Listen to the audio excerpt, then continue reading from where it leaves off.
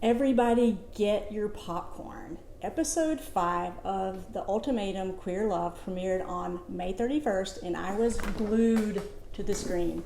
I loved this episode because we got to see good dads, not so good dads, dogs with bows, candy ring pops, the shocked look of concerned friends as they should be, and Aussie makes a good use of their running shoes because she is a queer on the run. Can somebody please start a GoFundMe so Aussie can get some good therapy?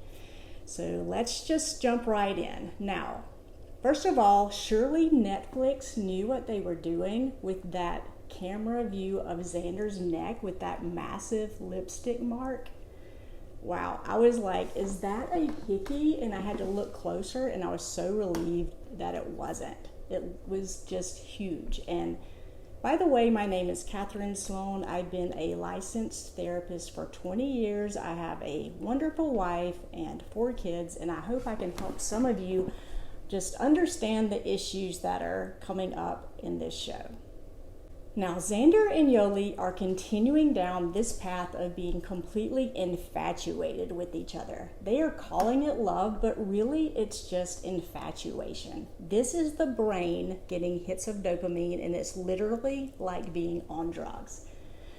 Now, I know some of you aren't going to want to hear this because it just seems so romantic, and the hopeless romantics are out there just melting and loving the intensity of this.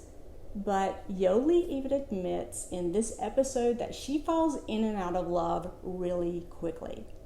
It's just really alarming that they are telling each other that they love each other just after knowing each other for like 2 weeks. I know that I've known for a while that I've loved you,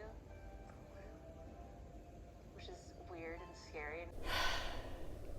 As a therapist, I see this a lot with people who have anxious attachment style.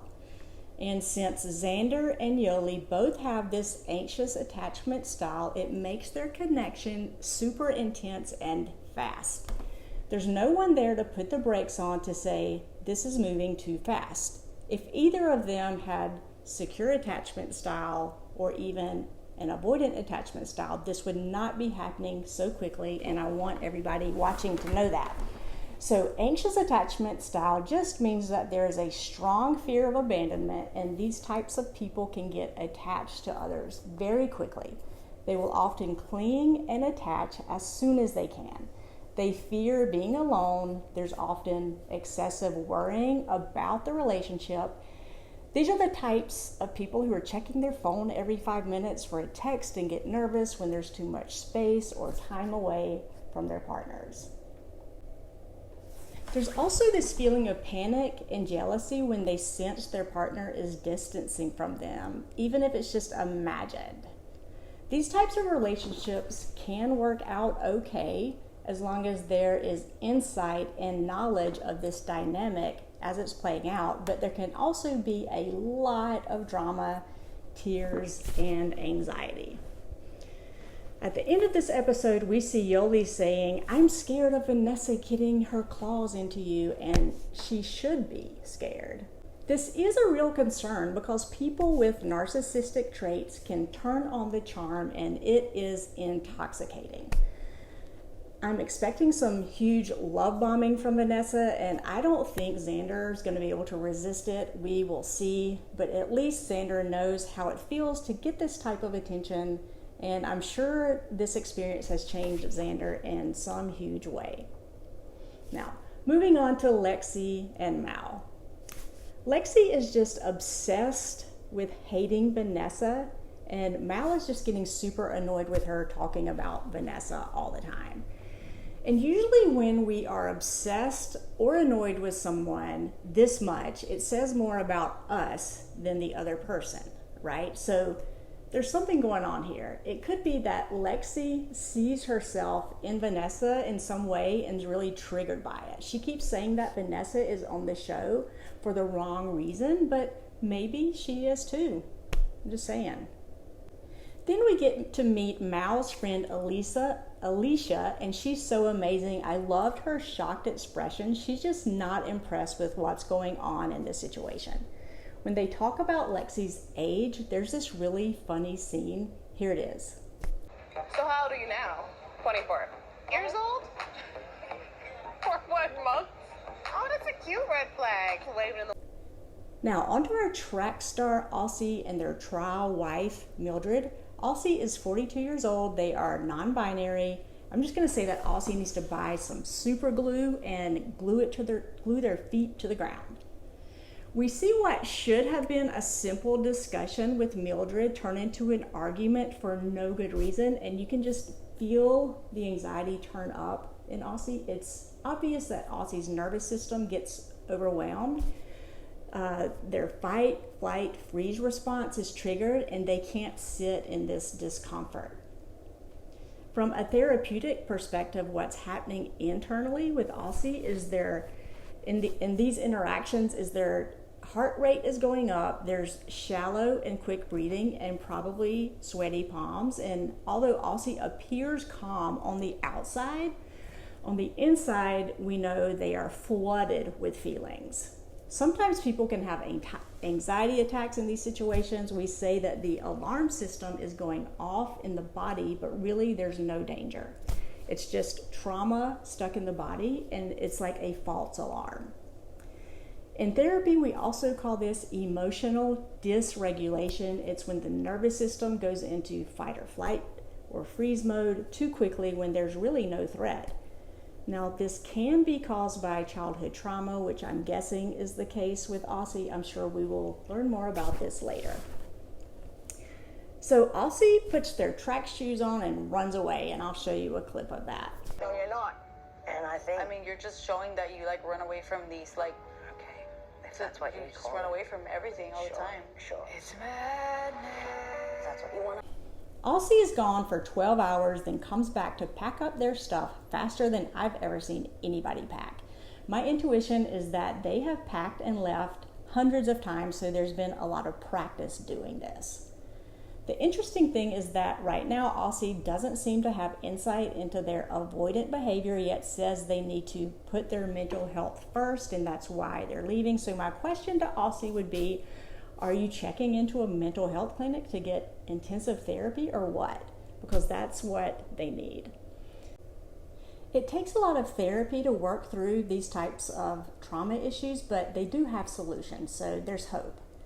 Now, when Mildred finds out that Aussie is gone, we get this hilarious reaction of, I wish she would just come back and take out the trash. Watch this clip. You really, really fucking wish that she would fucking take out the trash. Like, I really do wish that. Because in this fucking trash, there's fucking tampons in here. So everybody just remember to take out your trash today. Please just get it out of the way. Also keep in mind that this type of behavior in Aussie is common for people with avoidant attachment style. I explained avoidant attachment style in my last video on Vanessa. I'll leave the link here.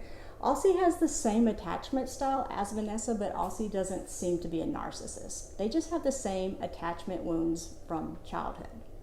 But then Mildred exposes some childhood abandonment wounds that are super deep, and it's really sad and touching. We can see that she's in a lot of pain. All of these, like, feelings from, like, being abandoned in my life. You know, my mother abandoned me when I was 5 years old, and then my father left, and then... This gives me insight into why Mildred reacts in certain ways and has certain defense mechanisms, and I'll talk more about this later. Now we get to meet Xander's lovely friend Blair. They have been BFFs since they were 5 years old. She's wonderful. Yoli and Xander sit there trying to convince Blair that they are a match made in heaven, including the fact that they have already decided that they're going to give their kids vegetarian meals. Insert eye roll. Disgusting. I think Blair's just happy for her best friend and relieved that Xander is out of the clutches of Vanessa right now. She gives us clarifying evidence of Vanessa's self-centered past. When somebody's in this headspace that Xander is in, with her head floating in the clouds after drinking the love potion, we don't really want to ruin it for them, right? But I'll tell you that when I have clients who are under this love spell, I just explain to them what's happening in their brain. I tell them what to expect down the road in 1 or 2 months or 6 months when the dopamine subsides. On to Tiff and Sam. Now, they had a rocky start in their trial marriage, but they end up having a pretty good friendly dynamic in this episode, don't you think? It seems like Tiff is able to feel safe and relaxed with Sam. Her nervous system can finally relax. Now, I don't think they have any physical attraction to each other at all. There doesn't seem to be a spark there that I can see. I think they're both aware of that. I'm really glad they aren't trying to force anything or try to fake it just for the show. Then we meet Tiff's friend, Natasha, who has this wonderful, direct way of communicating. Didn't y'all just love her? I did. She's just a straight shooter. She says to Tiff, "Why did you do this?" She's really confused, and I think her advice is really good. Here's what she has to say about Tiff's relationship. They're very on and off. I don't think it's healthy. I don't think that Tiff and Mildred are right for each other because they can't communicate. And if they want to be together, they... Out of all the couples, I think these two possibly grew the most during their 30 weeks because they weren't so focused on trying to force anything to happen between them. Sam does have anxious attachment, but Tiff doesn't, and is able to keep the brakes on things going quickly or turning into something they shouldn't. Now we get to meet Lexi's really awesome parents. I love her dad's listening skills. I love his facial expressions. I love that they are so supportive.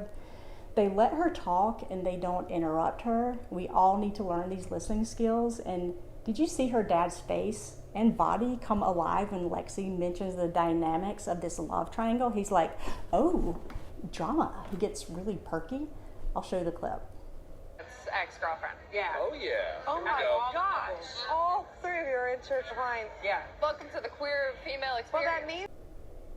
I see that the mom has a lot of wisdom here. She tells them that they are rushing things, and then we start to see more of Lexi's immaturity coming out, and this reeks of anxious attachment.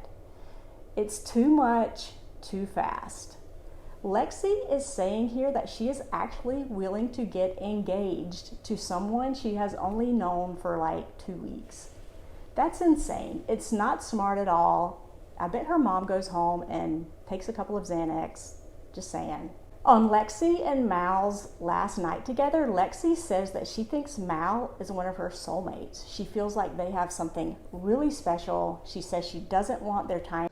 You think you have multiple soulmates? Yeah, I think you can. I think you're one of mine. I do. Oh, shit. This is a perfect example of someone with anxious attachment wanting to attach too quickly and needing validation, but Mal doesn't have anxious attachment, is able to keep the brakes on to some extent. Now, moving on to Vanessa's dad. Whoa. Now, this little meeting tells us so much, right? Now it's all making more sense. We do learn from our parents what secure attachment looks like and feels like, and she has definitely never had a good example of a secure attachment and what a healthy marriage can look like. Her dad seems to just date around a lot, and he says that after 2 to 3 months that women see a different future than he does, and they just decide not to be in the relationship anymore. I've heard people say marriage should be like a lease, like a 7-year lease. At the end of the 7 years, you decide whether you want to renew it or not. If you don't, you both walk away. So I have my thoughts on it, and I can tell you why this wouldn't work, but I'm just curious as to what you think. Please leave me a comment and tell me what you think of this. What we see at the end of this episode with Vanessa and Ray is that they just seem relaxed with each other. Vanessa isn't trying to push herself onto Ray anymore. It's a nice change, I think. She seems much more relaxed. We did learn that their initial intimacy was consensual, which makes me feel a little bit better about that situation. Episode 5 ends with the trial wives saying goodbye to each other. My prediction is that Vanessa is about to get her claws into Xander, and it's going to be painful to watch. What we're seeing a lot here is a lot of the anxious avoidant trap. Now, this is when one person has an anxious attachment style and the other person has avoidant attachment style. And this can be a very toxic and stressful match. Now, I'll just try to do a separate video on how this is playing out with each of the couples and how couples can work through this if they really try. Thank you for watching this video. Please subscribe to my channel and I'll see you next time, and happy Pride Month.